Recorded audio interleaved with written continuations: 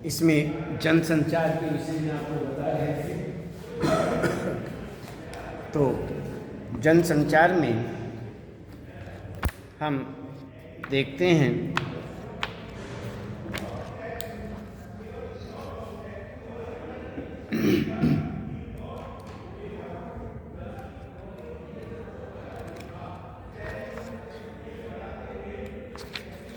इसमें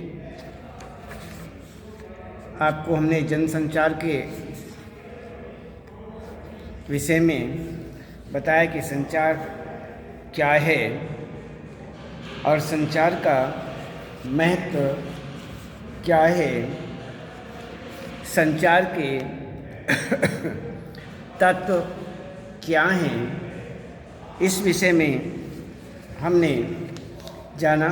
तो संचार के जो प्रकार हैं उन प्रकारों के विषय में जानते हैं, उनके विषय में पढ़ते हैं। तो अब हम देखते हैं कि संचार जो है, इस संसार के अंदर संचार का कितना बड़ा महत्व है, हम अच्छी तरह से इस बात को जानते हैं। तो इसमें हम संचार के विषय में बता रहे थे कि संचार के जो प्रकार हैं वो किस प्रकार से। तो संचार जो है एक जटिल प्रक्रिया मानी जाती है, बहुत जटिल प्रक्रिया होती है और उसके कई रूप या प्रकार भी होते हैं। संचार के विभिन्न रूप या प्रकार एक दूसरे में भी काफ़ी घुले मिले होते हैं, उन्हें अलग अलग देखना काफ़ी मुश्किल होता है। तो इस आधार पर हम देखते हैं कि संचार के मुख्य रूप निम्नलिखित माने जाते हैं। सबसे पहले संकेत के दौरान हम देखते हैं सांकेतिक संचार। सबसे पहले सांकेतिक संचार के विषय में हमारे द्वारा किया गया इशारा भी, जो हमारे द्वारा कोई भी इशारा किया जाता है, इशारा भी एक प्रकार का संचार है। अब हम संकेत कर रहे हैं, सांकेतिक भाषा में कार्य कर रहे हैं, किसी को संकेत कर रहे हैं, कोई इशारा भी कर रहे हैं, तो इशारा करना भी एक सांकेतिक प्रक्रिया के अंतर्गत ही आता है। संकेत है, सांकेतिक संचार हुआ, तो इस तरह से हम इसको सांकेतिक के रूप में ही मानते हैं। तो इसमें इशारे या संकेत से किसी को बुलाना सांकेतिक संचार कहा जाता है, कहलाया जाता है। अब दूसरा होता है मौखिक और अमौखिक संचार। अपने से बड़ों को प्रणाम करते समय हम हाथ जोड़ते हैं तथा प्रणाम करते हुए हाथों से संकेत भी करते हैं। आँख, चेहरे, हाथों की गति आदि अमौखिक संचार मौखिक संचार में मदद करते हैं। हमारे जीवन में महत्वपूर्ण भावनाएं, दुख, प्रेम, खुशी और डर आदि अमौखिक संचार के माध्यम से ही व्यक्त होती है। ये सारे के सारे हमारे मौखिक संचार, प्रणाम करना, आव भाव पैदा करना, हाथ जोड़ना और अन्य जितने भी आव भाव हैं, वह सारे के सारे सांकेतिक रूप में ही प्रयोग किए जाते हैं। तो यहाँ पर हर प्रकार से मौखिक और अमौखिक संचार माना जाता है। अंतः वैयक्तिक संचार कुछ चिंतन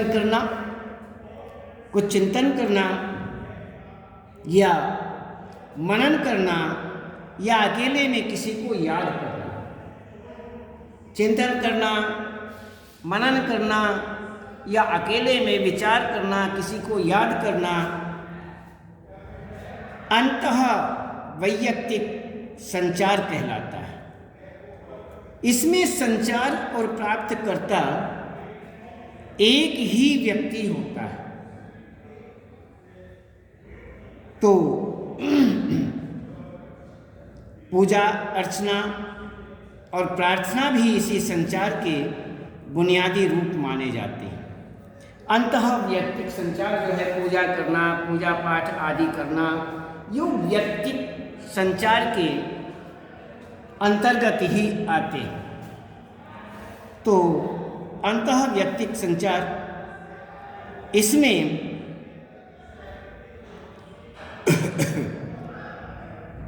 एक ये हुआ अंतः वैयक्तिक, एक होता है अंतर्वैयक्तिक संचार। जब दो व्यक्ति आपस में और आमने सामने संचार करते हैं, आमने सामने संचार करते हैं, आपस में वार्तालाप करते हैं, बातचीत करते हैं, इसमें तो इसे अंतर्वैयक्तिक संचार कहते हैं। इस संचार में फीडबैक तत्काल प्राप्त होता है। इसकी मदद से हम आपसी संबंध विकसित करते हैं। संचार का यह रूप पारिवारिक और सामाजिक रिश्तों की बुनियाद है, जिसकी जरूरत हमें कदम कदम पर पड़ती है। नौकरी और दाखिले के लिए होने वाले इंटरव्यू में इसी ही कौशल की परख होती है। कोई अन्य नौकरी या दाखिले आदि के लिए इस प्रकार के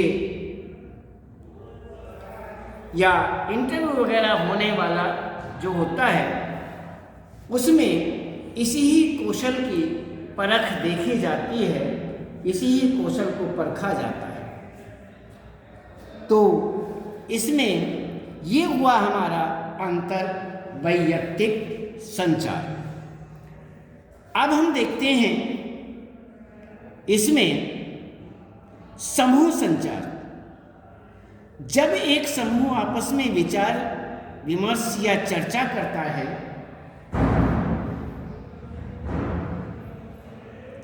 तब इसे समूह संचार कहते हैं।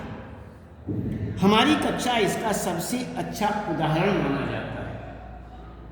जो क्लास है, कक्षा है, वह इसका उदाहरण सबसे अच्छा, श्रेष्ठ उदाहरण, अच्छा उदाहरण है। संसद है, विधानसभा है तथा गांव की पंचायत है के सदस्य आपसी चर्चा करके किसी निर्णय पर पहुंचते हैं। ये इसमें समूह संचार के अंतर्गत आता है। एक होता है जन संचार। संचार का यह सबसे महत्वपूर्ण प्रकार माना जाता है जब प्रत्यक्ष रूप से संवाद न करके, जो प्रत्यक्ष रूप से संवाद नहीं करते हैं, प्रत्यक्ष रूप से संवाद न करके किसी तकनीकी या यांत्रिक माध्यम से समाज के बड़े वर्ग से अपनी बात करने की कोशिश की जाती है, तो इसे जन संचार कहते हैं। इनके लिए अखबार, रेडियो, टीवी, सिनेमा या इंटरनेट की मदद ली जाती है। इनसे हम जैसे अखबार की मदद लेना, रेडियो की मदद लेना, या इसके बाद टीवी की मदद लेना, सिनेमा की मदद लेना या इंटरनेट की मदद लेना, इन सब में से किसी न किसी की मदद ली जाती है जन संचार के माध्यम के लिए। तो इस प्रकार से हमारे पास जन संचार के ये प्रकार हुए। तो इन प्रकारों के अंतर्गत जैसे सांकेतिक संचार, मौखिक और अमौखिक संचार, अंतः वैयक्तिक संचार, अंतर वैयक्तिक संचार, समूह संचार, जन संचार, ये सारे के सारे संचार के प्रकार माने जाते हैं। तो आप देखते हैं जन संचार की विशेषताएं। जन संचार के श्रोताओं, पाठकों और दर्शकों का दायरा बहुत व्यापक होता है। इससे तुरंत फीडबैक प्राप्त नहीं होता। जैसे टेलीविज़न के दर्शकों में गरीब अमीर, शहरी ग्रामीण, पुरुष महिला, युवा वृद्ध सभी हो सकते हैं। इसके अलावा एक अंतर यह भी है कि इसमें संचार और प्राप्तकर्ता के बीच कोई संबंध नहीं होता। जनसंचार की प्रमुख विशेषताएं निम्न प्रकार होती हैं, निम्नलिखित होती हैं, निम्न प्रकार होती हैं। इन निम्न प्रकारों में हम देखते हैं कि सबसे पहले जनसंचार माध्यमों के जरिए उनके द्वारा प्रकाशित या अप्रकाशित, प्रकाशित और या प्रसारित संदेशों की जो प्रकृति है वो सार्वजनिक होती है। इसका अर्थ यह हुआ कि अंतर वैयक्तिक या समूह संचार की तुलना में जन संचार के संदेश सबके लिए होते हैं। दूसरा, संचार के अन्य रूपों की तुलना में जन संचार के लिए एक औपचारिक संगठन की भी जरूरत पड़ती है। औपचारिक संगठन के बिना जन संचार माध्यमों को चलाना मुश्किल होता है। आगे कहते हैं कि जन संचार माध्यमों की एक और महत्वपूर्ण विशेषता यह भी होती है कि इनमें ढेर सारे द्वारपाल, गेटकीपर जिन्हें कहते हैं, द्वारपाल काम करते हैं। द्वारपाल वह व्यक्ति या व्यक्तियों का समूह माना जाता है जो जनसंचार माध्यमों से प्रकाशित या प्रसारित होने वाली सामग्री को नियंत्रित और निर्धारित करता है। किसी जनसंचार माध्यम में काम करने वाले द्वारपाल की द्वारपाल ही तय करते हैं कि वहाँ किस तरह की सामग्री प्रकाशित या प्रसारित की जाए। तो इस प्रकार से यहाँ पर ये बताया जाता है जनसंचार की ये विशेषताएं होती हैं। इसी प्रकार से यहाँ पर हम विशेषताओं के विषय में इस प्रकार से जानते हैं। अब संचार के कार्य, हम संचार के कार्यों के विषय में विचार करते हैं। तो संचार का जो कार्य है वह विशेषज्ञों के अनुसार संचार के कई कार्य माने जाते हैं, जिनमें से कुछ निम्न होते हैं, निम्नलिखित हैं। जैसे जिस प्रकार संचार के कई कार्य हैं उसी तरह जनसंचार माध्यमों के भी कई कार्य होते हैं। उनमें से कुछ प्रमुख कार्य इस प्रकार हैं, जैसे सूचना देना, शिक्षित करना, मनोरंजन करना, एजेंडे का तय करना, निगरानी करना, विचार विमर्श के मंच। तो ये सारे के सारे जो हैं ये जनसंचार के कार्य ही माने जाते हैं। तो इसी प्रकार से जनसंचार के कार्य ये हुए। तो इसी प्रकार यहाँ पर हम देखते हैं सूचना देना जनसंचार माध्यमों का प्रमुख कार्य सूचना देना है। हमें उनके जरिए ही दुनिया भर से सूचनाएं प्राप्त होती हैं। हमारी ज़रूरतों का बड़ा हिस्सा जनसंचार माध्यमों के जरिए ही पूरा होता है। शिक्षित करना, दूसरा शिक्षित करना, जनसंचार माध्यम सूचनाओं और विचारों के जरिए हमें जागरूक बनाते हैं। लोकतंत्र में जनसंचार माध्यमों की एक महत्वपूर्ण भूमिका जनता को शिक्षित करने की है। यहाँ शिक्षित करने से आशय है उन्हें देश दुनिया के हाल से परिचित कराना और उसके प्रति सजग बनाना। मनोरंजन करना, जनसंचार माध्यम मनोरंजन के भी प्रमुख साधन हैं। सिनेमा, टीवी, रेडियो, संगीत के टेप, वीडियो और किताबें आदि मनोरंजन के प्रमुख माध्यम माने जाते हैं। एजेंडा तय करना, जनसंचार माध्यम सूचनाओं और विचारों के जरिए किसी देश और समाज का एजेंडा भी तय करते हैं। जब समाचार पत्र और समाचार चैनल किसी खास घटना या मुद्दे को प्रमुखता से उठाते हैं या उसे व्यापक कवरेज देते हैं तो वह घटना या मुद्दा आम लोगों में चर्चा का विषय बन जाता है। किसी घटना या मुद्दे को चर्चा का विषय बनाकर जनसंचार माध्यम सरकार और समाज को उस पर अनुकूल प्रतिक्रिया करने के लिए बाध्य कर देते हैं। आगे कहते हैं निगरानी करना। किसी लोकतांत्रिक समाज में जनसंचार माध्यमों का एक और प्रमुख कार्य सरकार और संस्थाओं के कामकाज पर निगरानी रखना भी है। अगर सरकार कोई गलत कदम उठाती है या किसी संगठन संस्था में कोई अनियमितता बरतती जा रही है तो उसे लोगों के सामने लाने की जिम्मेदारी जनसंचार माध्यमों पर ही होती है।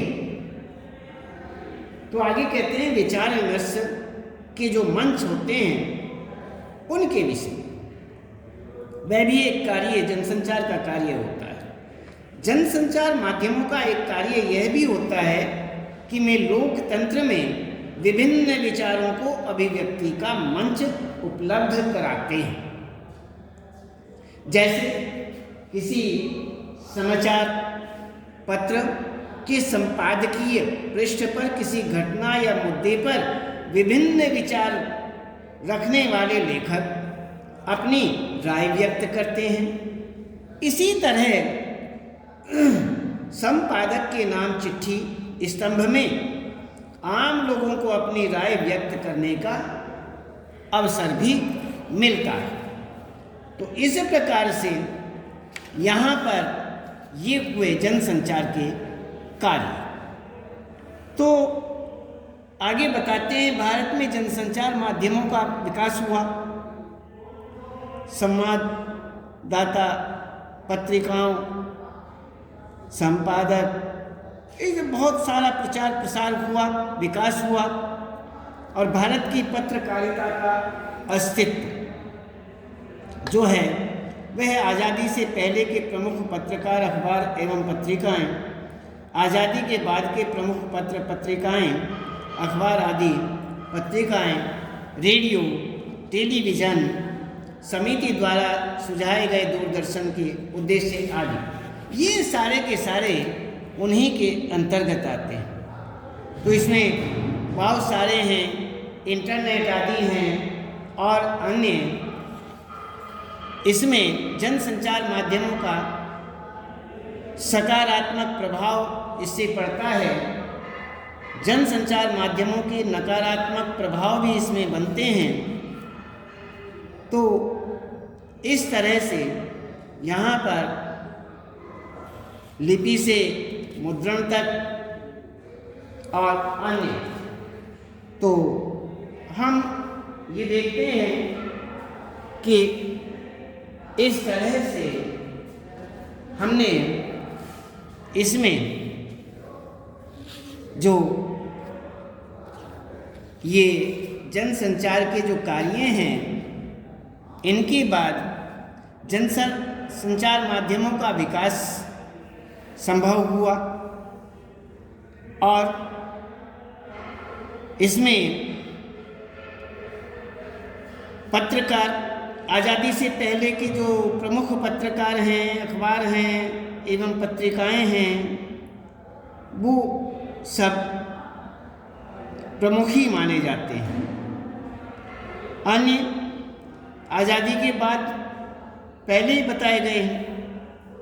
जैसे आज़ादी से पहले के प्रमुख पत्रकारों में गणेश शंकर विद्यार्थी, माखनलाल चतुर्वेदी, महावीर प्रसाद द्विवेदी और अन्य बाबूराव, विष्णु राव प्राणकर, प्रताप नारायण मिश्र, शिव पूजन सहाय, राम वृक्ष बेनीपुरी और बाल मुकुंद गुप्त आदि।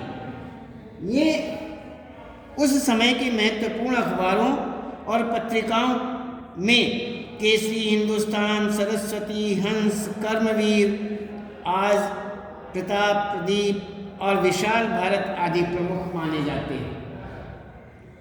इसी प्रकार से आज़ादी के बाद के हिंदी के प्रमुख पत्रकारों में सच्चिदानंद, हीरानंद वात्स्यायन, अर्घ्य,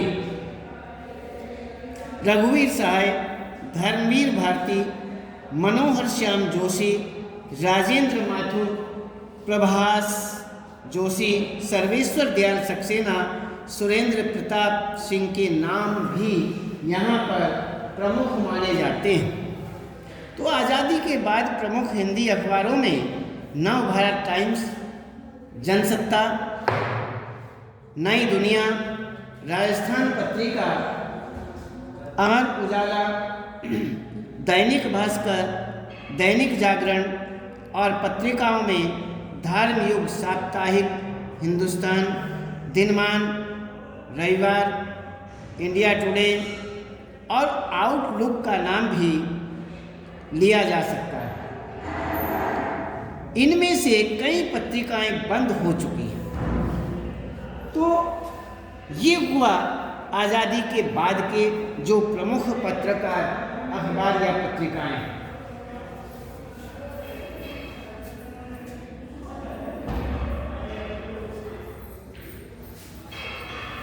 तो हम इन्हें अन्य रेडियो, टेलीविज़न, इनके द्वारा भी प्रचार प्रसार किया गया। अन्य संचार माध्यम इन्हें बनाया गया और समिति द्वारा सुझाए गए दूरदर्शन के किस किस प्रकार के उद्देश्य हमारे सामने आए, ये देखते हैं। इसमें सामाजिक परिवर्तन, इसमें समिति के अनुसार दूरदर्शन के निम्नलिखित उद्देश्य होने चाहिए। हम देखते हैं कि सामाजिक परिवर्तन इसके अंतर्गत आया। राष्ट्रीय एकता, परिवार कल्याण को प्रोत्साहन, सामाजिक विकास, कृषि विकास, खेल संस्कृति का विकास, वैज्ञानिक चेतना का विकास, पर्यावरण संरक्षण, सांस्कृतिक धरोहर को प्रोत्साहन। तो इसमें दूरदर्शन ने देश की सूचना, शिक्षा और मनोरंजन की ज़रूरतों को पूरा करने की दिशा में उल्लेखनीय सेवा दी है।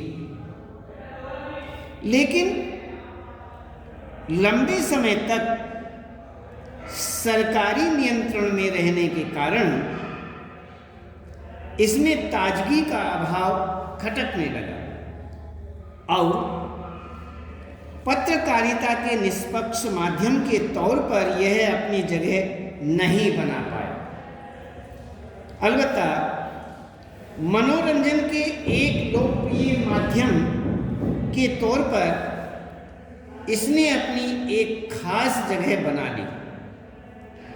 आज पूरे भारत में 200 से अधिक चैनल प्रसारित हो रहे हैं और प्रतिदिन नए नए चैनलों की बाढ़ आ रही है। तो इस प्रकार से यहाँ पर समिति द्वारा ये सुझाए गए कुछ दूरदर्शन के उद्देश्य आपको बताए कि हमें इस प्रकार से यहाँ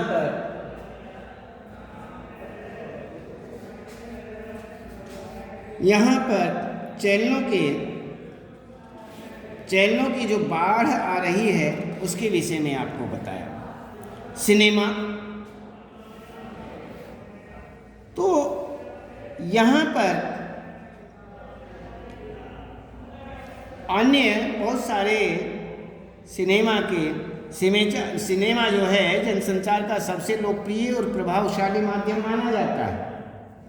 हालांकि यह जनसंचार के अन्य माध्यमों की तरह सीधे तौर पर सूचना देने का काम नहीं करता, लेकिन परोक्ष रूप में सूचना, ज्ञान और संदेश देने का काम करता है। सिनेमा को मनोरंजन के एक सशक्त माध्यम के तौर पर देखा जाता है। तो सिनेमा के आविष्कार का श्रेय थॉमस अल्वा एडिसन को जाता है और यह 1883 में मिनेटिस्कोप की खोज के साथ जुड़ा हुआ है।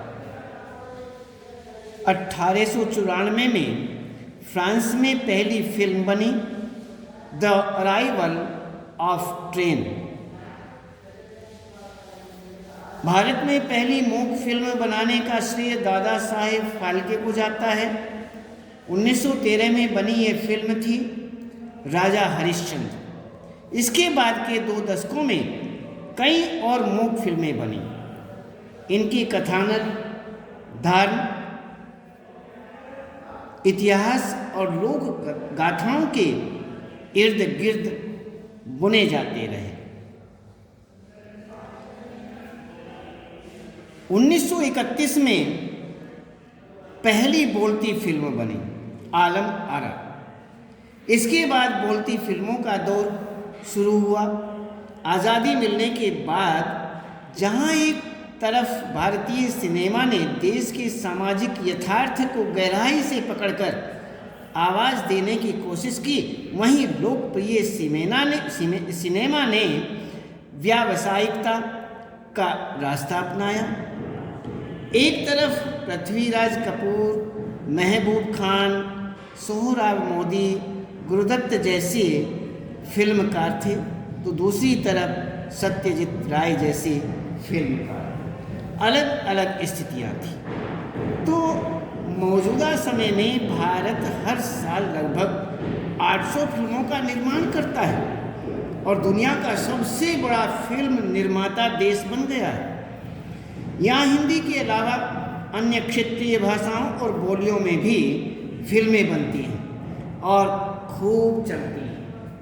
इस प्रकार से यहाँ फिल्मों की कोई कमी नहीं। इसके बाद हम आज केवल इतना ही, हम आगे आपको इसके विषय में बताएंगे।